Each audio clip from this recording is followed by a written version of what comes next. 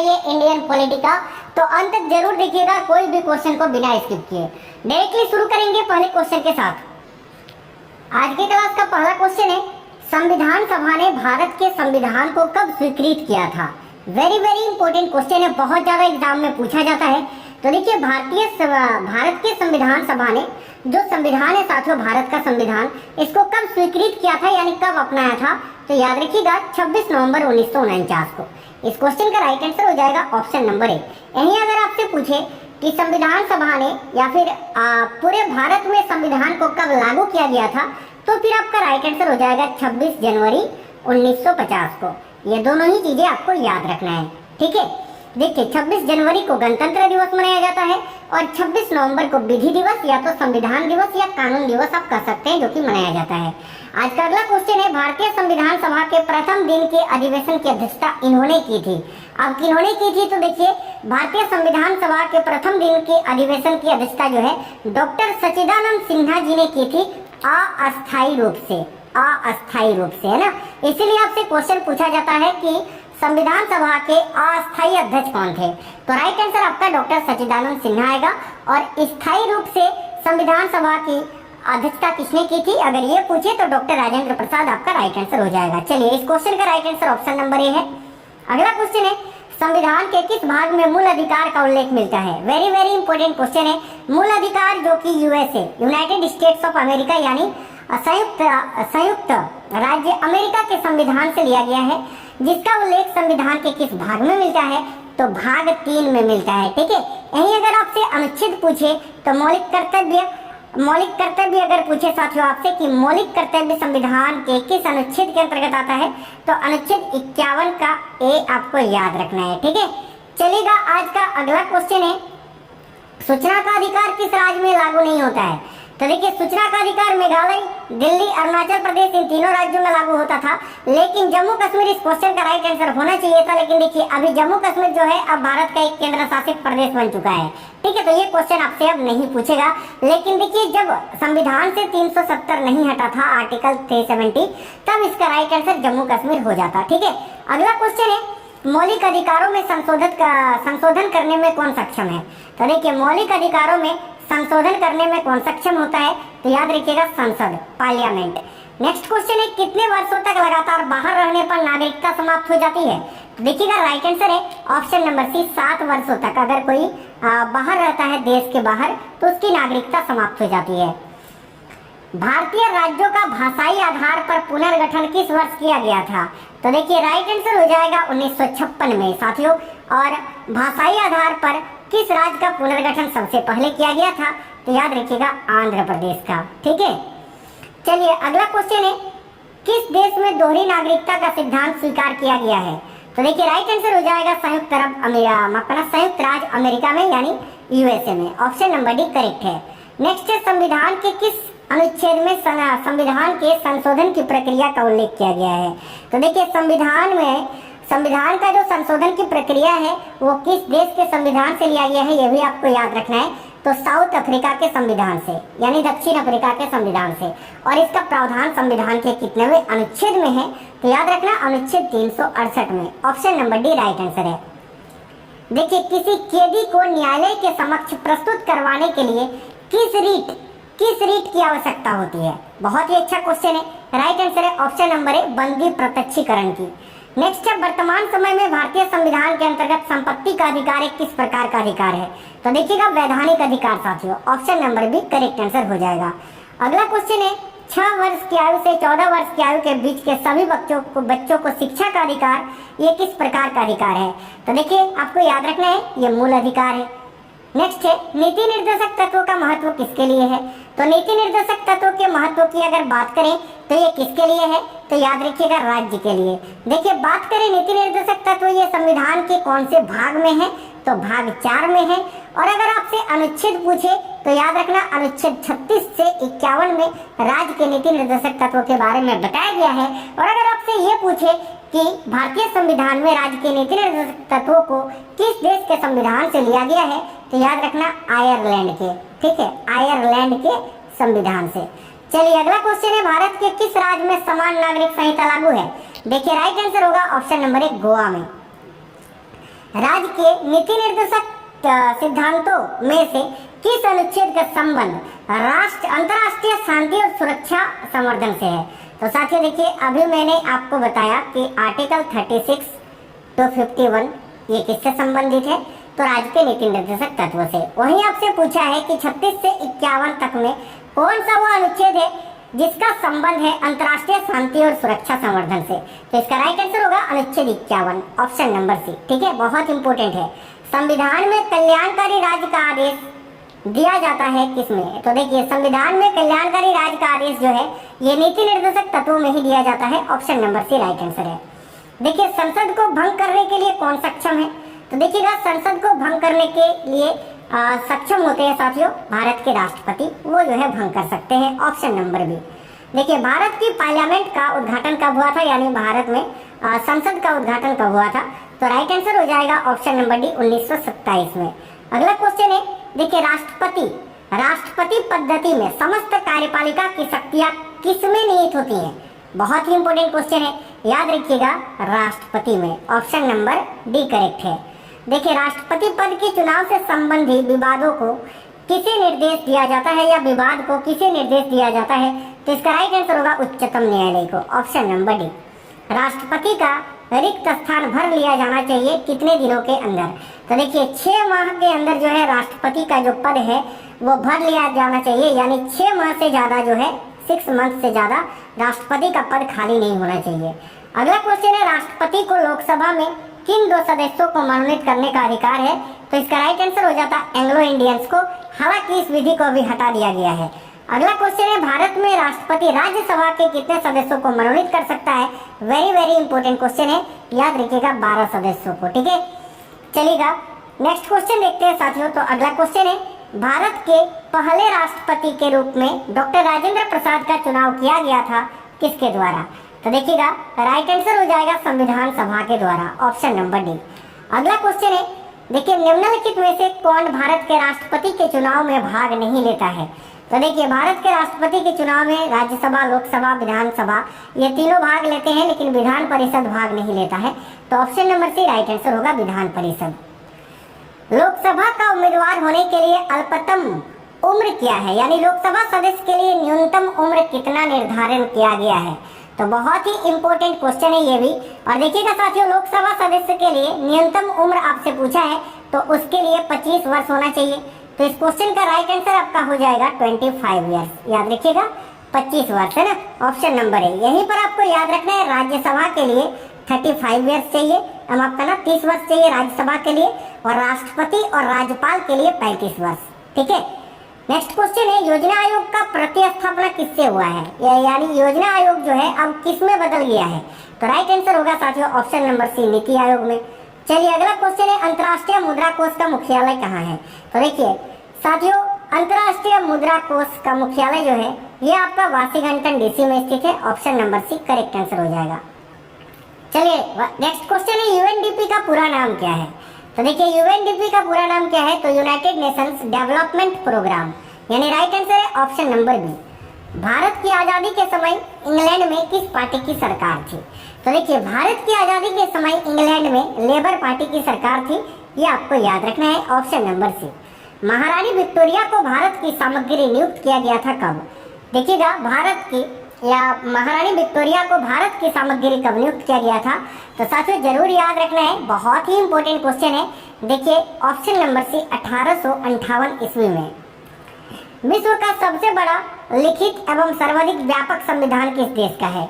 तो याद रखिएगा विश्व का सबसे बड़ा लिखित एवं सर्वाधिक व्यापक संविधान ये किस देश का है? तो भारत का, option number C right answer है। अगला क्वेश्चन है, भारत के प्रथम अनुच्छेद के अनुसार भारत क्या है?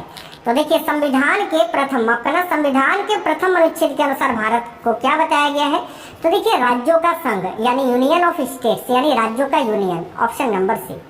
अगला है, राष्ट्रपति का निर्वाचन किस प्रकार से होता है? वेरी वेरी इंपॉर्टेंट क्वेश्चन है, याद रखिएगा साथियों, राष्ट्रपति का निर्वाचन जो है अप्रत्यक्ष रूप से किया जाता है, option number B. Next question है, संसद में शामिल नहीं है, इनमें से कौन संसद में शामिल नहीं है?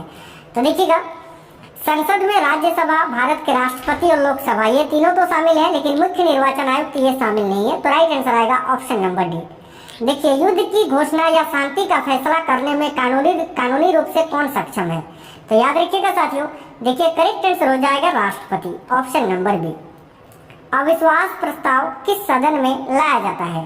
तो देखिए अविश्वास प्रस्ताव जो है ये हमेशा लोकसभा में पारित किया जाता है, तो option number B correct answer हो जाएगा। देखिए राज्यसभा का सभापति कौन होता है? बहुत ही इंपॉर्टेंट क्वेश्चन है। तो देखिएगा राज्यसभा का सभापति उपराष्ट्रपति होते हैं, option number A correct answer हो जाएगा। भारत के प्रथम उपराष्ट्रपति कौन थे? इंपॉर्टेंट क्वेश्चन है। तो देखिएगा भारत के प्रथम उपराष्ट्रपति थे डॉक्टर सर्वपल्ली राधाकृष्णन जी, ऑप्शन नंबर बी। नए राज्य के गठन अथवा सीमा में परिवर्तन करने का अधिकार किसको है? तो देखिएगा नए राज्य के गठन अथवा सीमा में परिवर्तन करने का अधिकार किसको है? तो जरूर आपको याद रखना है। देखिएगा वेरी इंपॉर्टेंट क्वेश्चन है, तो संसद को। ठीक है साथियों, आप लोग क्लास को लाइक जरूर करते चलिएगा। देखिए भारतीय संविधान की अपरिचितता उन्मूलन से संबंधित अनुच्छेद कौन सा है? तो अनुच्छेद 17, ऑप्शन नंबर सी। अनुच्छेद 17 के तहत छुआछूत को समाप्त कर दिया गया है। निम्नलिखित में से किस तरह से भारतीय नागरिकता प्राप्त की जा सकती है? तो देखिए जन्म से, पंजीकरण से, वंशानुगत से, ये सभी प्रकार से, option number D all correct answer हो जाएगा। देखिए संसदीय शासन प्रणाली में वास्तविक कार्यपालिका शक्ति किसके पास होती है? इंपॉर्टेंट क्वेश्चन है, तो आपको याद रखना है साथियों, प्रधानमंत्री के पास है ना। संसदीय शासन प्रणाली में वास्तविक कार्यपालिका शक्ति जो है ये प्रधानमंत्री के पास होती है, याद रखना। प्रधानमंत्री की नियुक्ति राष्ट्रपति करता है, यह 30 अनुच्छेद में वर्णित है।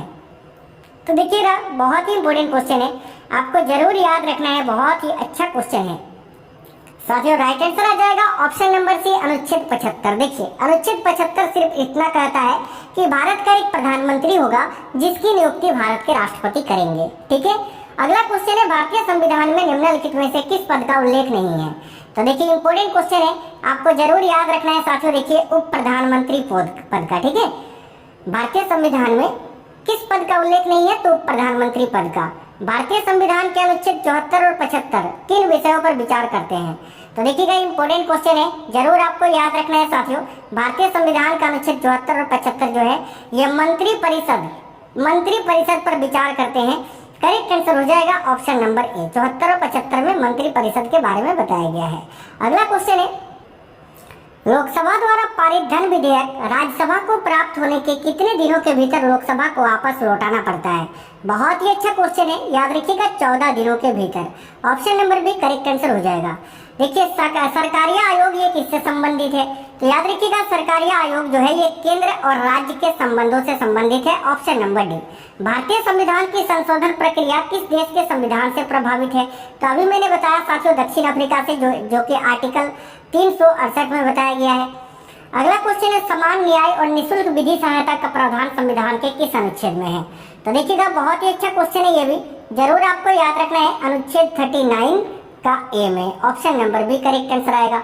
मुख्य न्यायाधीश की अनुपस्थिति में राष्ट्रपति किसके समक्ष शपथ लेता है? यानी जब भारत के मुख्य न्यायाधीश अपने पद पर नहीं होते हैं या उपस्थित नहीं होते हैं, तो फिर भारत के जो राष्ट्रपति होते हैं उनको शपथ कौन दिलवाता है? तो याद रखिएगा सर्वोच्च न्यायालय का वरिष्ठ न्यायाधीश। अगला क्वेश्चन है, भारत का राष्ट्रपति किस प्रकार के आपातकाल की उद्घोषणा कर सकता है? तो याद रखिएगा राष्ट्रीय आपातकाल, राजकीय, संवैधानिक आपातकाल और वित्तीय आपातकाल, इनमें से सभी प्रकार के। संविधान के किस अनुच्छेद में हिंदी भाषा के विकास के लिए निर्देश दिया गया है? तो याद रखिएगा अनुच्छेद 343 में। भारतीय संविधान के किस अनुच्छेद के अंतर्गत वित्त आयोग का गठन किया गया है? तो अनुच्छेद 280 के अंतर्गत, याद रखना है। डोगरी भाषा किस राज्य में बोली जाती है? वेरी इंपॉर्टेंट है, याद रखिएगा जम्मू कश्मीर में। नेक्स्ट है, भारत के संपरीक्षा एवं लेखा प्रणालियों का प्रधान कौन होता है? तो याद रखिएगा भारत का नियंत्रक एवं महालेखा परीक्षक। लोकसभा को उसके कार्यकाल की समाप्ति से पूर्व भी भंग किया जा सकता है, किस प्रकार से? तो याद रखिएगा राष्ट्रपति के द्वारा मंत्री परिषद की सलाह पर। भारत के संविधान में प्रथम संशोधन अधिनियम कब बना था? तो देखिए भारतीय संविधान में प्रथम संशोधन अधिनियम ये कब बना था? तो 1951 में, पहली बार संविधान में संशोधन 1951 में ही किया गया था। प्रधानमंत्री की नियुक्ति राष्ट्रपति करता है, यह किस अनुच्छेद में है? तो अभी मैंने आपको बताया अनुच्छेद 75 में है, ऑप्शन नंबर सी। अविश्वास प्रस्ताव किस सदन में लाया जाता है? तो साथियों ये भी क्वेश्चन मैंने शायद आपको बताया इस क्लास में कि लोकसभा में लाया जाता है। अगला क्वेश्चन है, निम्नलिखित में से किस संघ शासित क्षेत्र के प्रशासक को प्रशासक कहा जाता है? ठीक है, तो वेरी इंपॉर्टेंट क्वेश्चन है, जरूर याद रखना है लक्षद्वीप के, option number A correct answer हो जाएगा। देखिए राज्यसभा के लिए नामित प्रथम फिल्म अभिनेत्री कौन थी? तो देखिएगा, याद रखिएगा साथियों, राज्यसभा के लिए नामित प्रथम फिल्म अभिनेत्री कौन थी? तो जरूर आपको याद रखना है Nargis Dutt, option number A. Rajya Sabha के उपसभापति का निर्वाचन कौन करता है? तो देखिएगा, राज्यसभा के सदस्य है ना, राज्यसभा के उपसभापति का निर्वाचन राज्यसभा के सदस्यों के द्वारा किया जाता है। किसी विधि के प्रश्न पर सर्वोच्च न्यायालय से परामर्श लेने का अधिकार किसको है? तो याद रखिएगा, भारत के राष्ट्रपति को, ऑप्शन नंबर बी। मौलिक अधिकारों के अंतर्गत कौन सा अनुच्छेद बच्चों के शोषण से संबंधित है? तो देखिए, अनुच्छेद 24 करेक्ट आंसर हो जाएगा। अनुच्छेद 23 में मानव तस्करी के बारे में बताया गया है। ठीक है, अगला क्वेश्चन है, भारत के राष्ट्रपति की आपातकालीन शक्तियां निम्नलिखित में से किस देश की देन है? तो राइट आंसर आएगा जर्मनी का, जर्मनी के विमर संविधान की। नेक्स्ट है, राष्ट्रपति के चुनाव में विवाद होने पर किसकी सलाह ली जाती है? तो राइट आंसर आएगा साथियों सर्वोच्च न्यायालय की, आपको याद रखना है। नेक्स्ट क्वेश्चन है, लोकसभा में अनुसूचित जाति एवं जनजातियों के लिए सीटों का आरक्षण संविधान के किस अनुच्छेद में उपबंधित है? तो याद रखना अनुच्छेद 330 में। चलिए अगला क्वेश्चन देखते हैं, अंडमान एवं निकोबार द्वीप समूह किस उच्च न्यायालय के क्षेत्राधिकार में आते हैं? तो देखिएगा, राइट आंसर आएगा कलकत्ता उच्च न्यायालय के, ऑप्शन नंबर बी। अगला क्वेश्चन है, विधान परिषद की एक वर्ष में कम से कम कितनी बैठकें होना अनिवार्य है? तो देखिए, विधान परिषद की एक वर्ष में कम से कम कितनी बैठकें होना अनिवार्य है? तो कम से कम 2, 6 महीना में एक साल में 2, है ना, याद रखना। अगला है, किसकी अनुमति के बिना राज्य की विधानसभा में कोई धन विधेयक पेश नहीं किया जा सकता है? तो साथियों याद रखना, राज्यपाल की अनुमति के बिना। तो option number A correct answer होगा। 2 अवधि के लिए भारत के राष्ट्रपति कौन थे? तो देखिए, लगातार 2 अवधि के लिए भारत के राष्ट्रपति थे doctor Rajendra Prasad, option number B. संसदीय शासन प्रणाली सर्वप्रथम किस देश में विकसित हुई थी? तो याद रखिएगा ब्रिटेन में, ऑप्शन नंबर ए। चलिए, ये क्वेश्चन अभी मैंने बताया आपको, इस क्वेश्चन का आंसर आप लोगों को कमेंट बॉक्स में कमेंट करके बताना है कि कितने वर्षों तक लगातार बाहर रहने पर नागरिकता समाप्त हो जाती है। अभी मैंने बताया, आप लोग आंसर कर दीजिए इस क्वेश्चन का आंसर क्या होगा। अगला क्वेश्चन है, राष्ट्रपति पद के उम्मीदवार के लिए अधिकतम आयु कितनी होनी चाहिए? तो देखिए, राष्ट्रपति पद के लिए न्यूनतम आयु तो 35 वर्ष होना चाहिए, लेकिन अधिकतम आयु कोई भी नहीं है। जब तक उनका मानसिक संतुलन ठीक हो, सही सलामत है, वो राष्ट्रपति बन सकते हैं, कोई आयु सीमा नहीं है, ऑप्शन नंबर डी। निम्नलिखित में से कौन सी भाषा संविधान की 8वीं अनुसूची में नहीं है? तो देखिए, संविधान की 8वीं अनुसूची में कुल 22 भाषाओं को शामिल किया गया है, जिसमें उर्दू, नेपाली, कोंकणी तो है, भोजपुरी नहीं है। तो option number D right answer होगा। राष्ट्रपति संविधान के किस अनुच्छेद के अंतर्गत लोकसभा को भंग कर सकते हैं? तो याद रखिएगा अनुच्छेद 85 के तहत, ऑप्शन नंबर ए। संविधान सभा में सभी निर्णय किस आधार पर लिए गए थे? तो देखिएगा, राइट आंसर आएगा सहमति और समायोजन से। संघ लोक सेवा आयोग के सदस्यों की नियुक्ति कौन करता है? तो राइट आंसर हो जाएगा साथियों भारत के राष्ट्रपति, ऑप्शन नंबर बी। दादर एवं नगर हवेली किस उच्च न्यायालय के क्षेत्राधिकार में आते हैं? तो याद रखिएगा बंबई उच्च न्यायालय के। प्राक्कलन समिति में कितने सदस्य होते हैं? तो याद रखिएगा 30 सदस्य होते हैं, ऑप्शन नंबर सी। 1938 में किस व्यक्ति ने वयस्क मताधिकार के आधार पर संविधान सभा के गठन की मांग की थी? तो जरूर याद रखिएगा पंडित जवाहरलाल नेहरू जी ने, ऑप्शन नंबर बी। भाषाई आधार पर राज्यों का पुनर्गठन किस वर्ष किया गया था? तो ऑप्शन नंबर सी 1956 में। देखिए, भारत के अटॉर्नी जनरल यानी महान्यायवादी की नियुक्ति कौन करता है? तो साथियों याद रखिएगा भारत का राष्ट्रपति। राष्ट्रपति लोकसभा में आंग्ल भारतीय समुदाय के कितने प्रतिनिधित्व न होने की स्थिति में मनोनीत करता है? तो 2 करेक्ट आंसर हो जाता है इसका, ऑप्शन नंबर बी। भारतीय संविधान में वर्तमान में कितनी अनुसूचियां हैं? तो 12 अनुसूचियां हैं, option number D right answer हो जाएगा। राज्य के शासन का वास्तविक अध्यक्ष कौन होता है?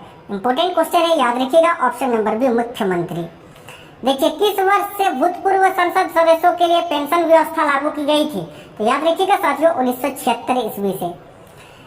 किस संवैधानिक संशोधन द्वारा नगर पालिका विधेयक पारित हुआ था? तो याद रखना 74वां संविधान संशोधन के तहत।